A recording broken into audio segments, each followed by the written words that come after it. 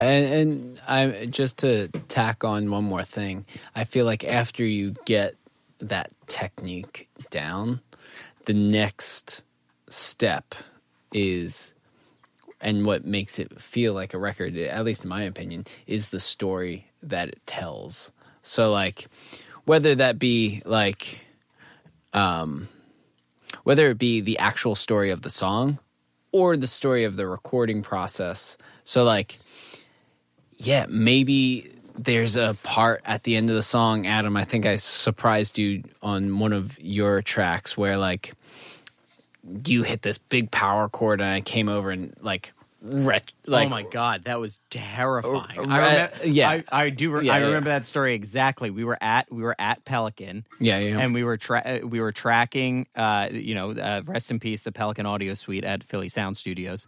We were tracking a part for my solo record that had like a big power chord at the end of it. And Tom was just like, just play the last chord and then just hold it. And he came up and he grabbed the guitar by both ends, by like the butt of the guitar and the top of the neck, and he just bent the living fuck out of it. I mean, just totally torqued the thing to the point where I was like terrified it was going to break. I think it dropped like a whole like step and a half. It was crazy. But like it was this thing that was like, there's no way you could have done that in post. There's no way that I could have done it on my end as far as like a performer goes, because like I never would have done such a thing.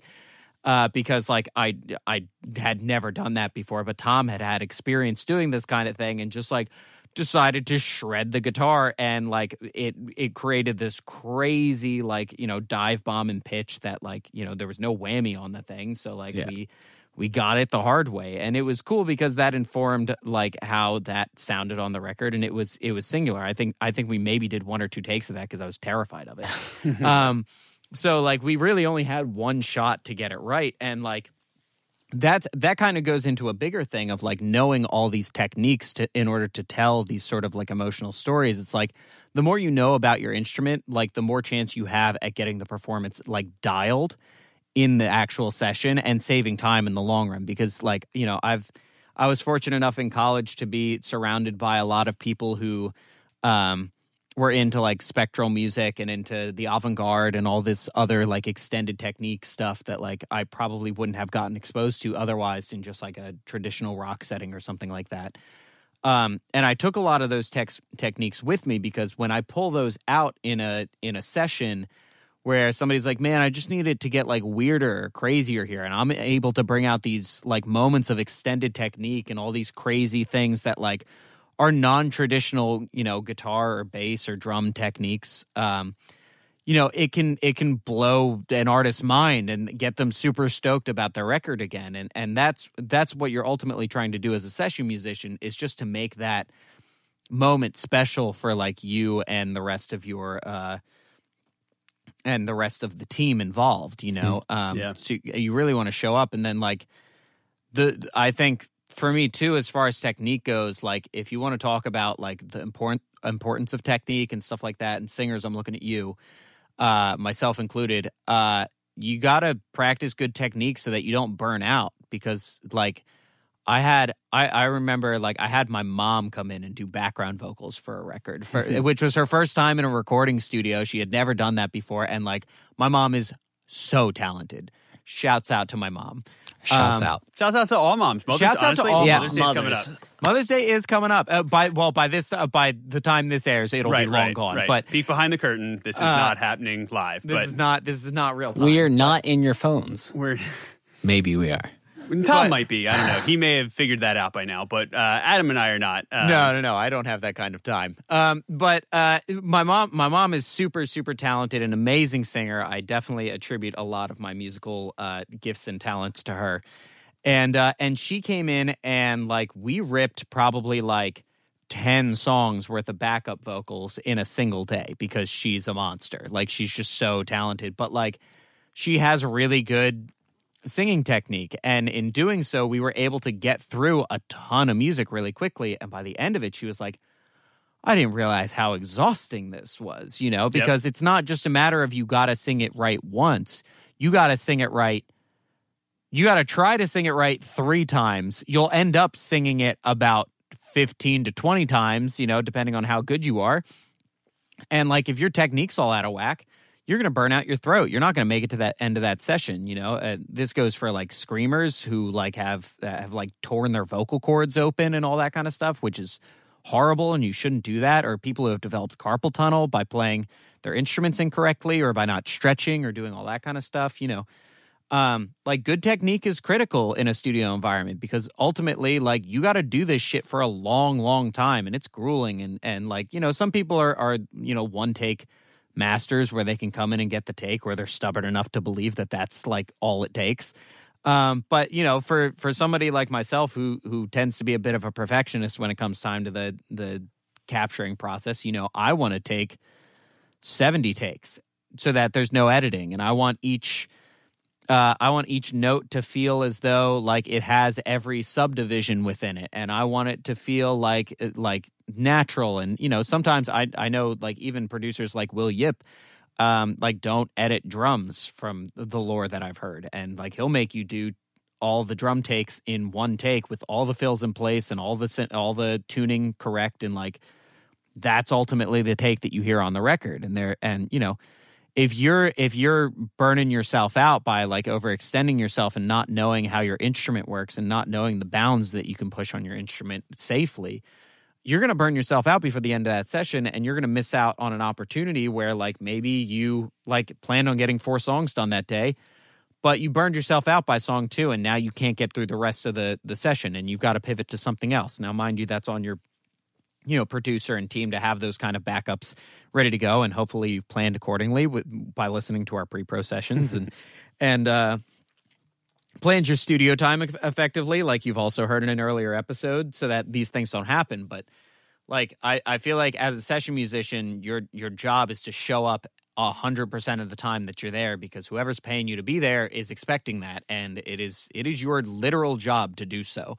So like get your technique in order and show up right, because that way you can make great records with people, and people will want to have you back, and the more effective that you are. So right. And if you're not a session musician, if it's your music that you're in there recording, if you're paying for time, with the studio or another engineer or producer that that's helping out, right? You want to keep the vibe good, and the best way to keep a vibe good is to keep building on the momentum of really great tracks, and really great takes that you're into. And if you're a producer, giving constructive feedback and understanding, and sometimes letting know, especially for vocalists, not running them ragged by saying, yeah, let's do it again. Yeah, let's do it again. Maybe giving them a little bit of, hey, that was good. It feels like the end of it, you're kind of trailing off on the pitch on that one thing. I think that's not translating, to what you're looking to do. So maybe just, keep it straight ahead. Or, hey, that's awesome.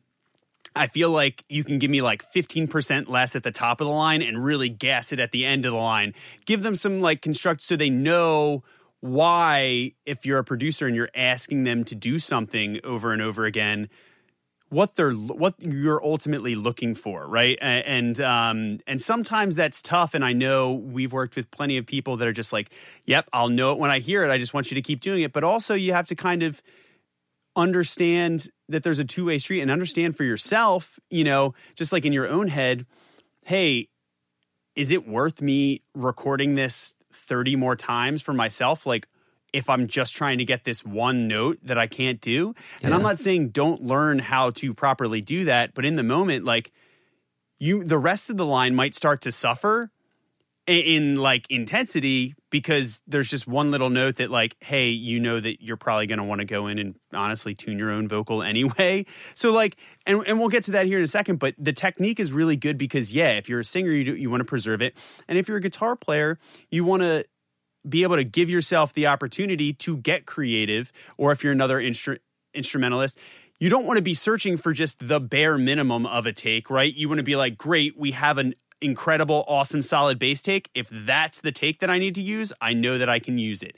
And then you can start to have the confidence and build on that confidence that allows you to kind of start to go off the rails, that allows you to be like, all right, cool, that's awesome. We just completely annihilated all these rhythm guitars. Great. Let's try this one thing at the end, right? And that's where, if anybody's ever cut guitars in here with me, like they'll know, like, I've probably depending on the style, I've probably been like, maybe I need you to stand up for this. And then 2, I'm just like, have the cart, moving it around, pressing record and flying over to the pedal board, and then like turning the mains up right at the end, hold that, and I'm screaming, hold that chord. And I'm diming the feedback on this while I'm like, messing with the neck in a similar way. And they're just like, wait, what? And I'm just like, do the same thing again, but don't let off the strings. Or, hey, that's awesome, but when you hit that one octave, just hold it there, and then I'm going to swell the volume up into this next part. You know what I mean? Yeah. Like, then it allows you to try to do those moments that take it to the next level, that it's not just this is a part, cut and paste, this is a part, cut and paste, that start to make it feel like performance elements that you would do, and unique elements. And that's what that's what I love. And you mentioned it. That's what I love about our space here, is trying to figure out, in terms of getting really evocative and gripping takes of something that translate onto a record. Sure, you can like edit down to the quarter note of a part if you want a perfect, gridded, hyper quantized thing. But I think there's ultimately a thing where the human brain and the human ear starts to understand things that are unique about it. I mean, Tom, you even know, we'll get to this when we talk about mixing and stuff, but like the width of a track is kind of defined by the differences in like in the left side of a stereo track and the right side of a stereo track. So when you're in headphones, the more rhythmically and sonically and texturally different two sounds are, the further apart they will feel in the, or the further that spectrum will feel from right to left. And it's kind of the same way, where being able to make sure to take those moments and say, hey, a real guitar this loud, like if you were cranking the gain, it would be feeding back when you hit that chord, right? Yeah. Like, and being able to get that, even if it's with an amp sim, say you're going through an amp sim, but if you're cranking that up in here, you're able to still get that organic part of that take out of it, as though you were just a band playing in a live room. And sometimes the best way to get that is just to fucking do it in the same room as the amp, right? Yeah. If you want to do that. So it's thinking about what you're trying to achieve, and having the technique right when you step in immediately allows you to be like, cool, I have this part, and be like, that's awesome. Technically that part's proficient.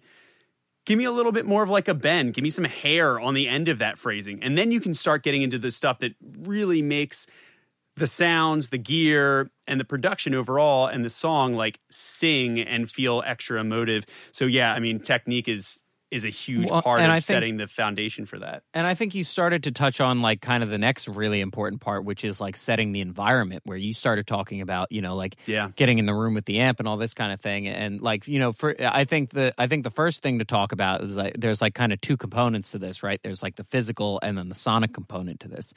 And as far as like setting your environment goes, I know that like we're a studio that likes to, we have like some sandalwood that we like to burn. We have our lighting that is like totally controllable via an app, so that you can get different colors or different degrees of brightness. Sometimes it's a function of, who's in the room. I appreciate that you brought your boys to like support you throughout this tracking thing, but you can't focus if they're here, or like you can't fully emote if they're here, so maybe they need to leave. But your boy has his sound on 100 and is scrolling through Instagram with the sound on, and we're trying to track vocals, like right, you know what I mean, or even something as simple as like sitting versus standing, like these small little physical things. And Tom, maybe you can speak more on this as well. Like having the environment control like really does set the headspace for the artist. And tracking in here and next door, I know we have control over that. And you work with a lot more like short-term clients than Casey and I do. Yeah. But how have you found that like that's affected their mindset and their ability to track when it comes time to like actually do the thing? Well, like the biggest difference that we have in our space versus another space we have in the facility, where it has a dedicated ISO booth, is the fact that we're separated.